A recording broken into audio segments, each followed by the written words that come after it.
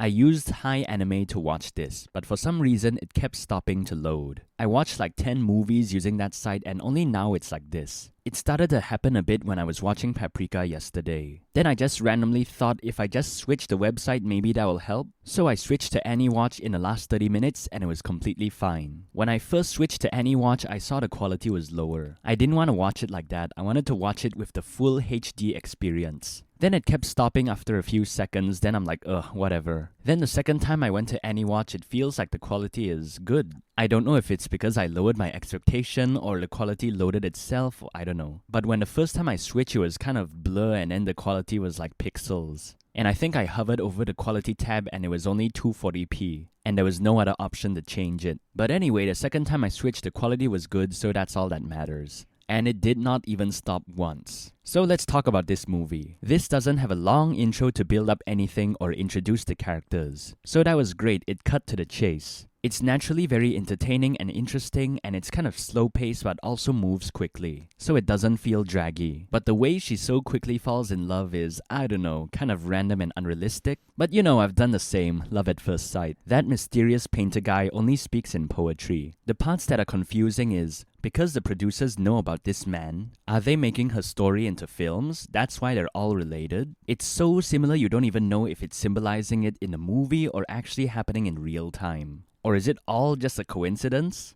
And it's great how the interviewer and the camera guy are like the goofy sidekicks throughout. And I think that every bad guy in her movies is supposed to be that police that first asked her where that man went.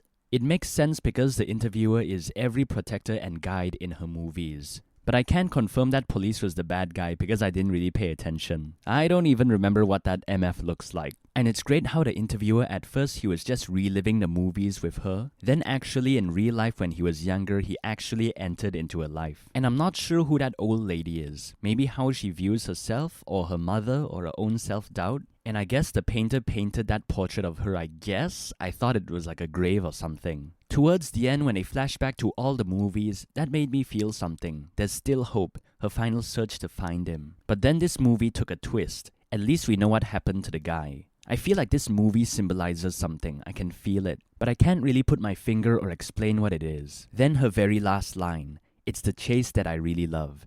That's such a good line, it really made me think. Maybe she pretended to be in love so it could help her act better? Because right off the bat, I was already skeptical about the whole love thing. After only one meetup, is she really going to travel the whole world just to find this guy? Does it take so little just to make this girl go crazy and obsessive? Maybe she willingly and pretended to act like that. Like, you know, how she said she doesn't care for a country, she only did it for the man. Now in this case, you can view it as she doesn't care about the man but only about her acting career. Or is it the chase of unrequited love that makes it feel exciting? Never knowing if you'll ever see that person ever again. It's the same like how chasing the girl is more fun than actually getting the girl. The process, adventure, experience of going to the goal seems more fun than actually achieving it. That's something a lot of people also say. It gives you something to pursue. Anyway, a bit of this film is confusing. They're watching and reliving her story and suddenly he can interact with the environment, but no one notices the camera guy, I guess. Can they still actually get hurt? But it's just fantasy, so I don't really need to think so much.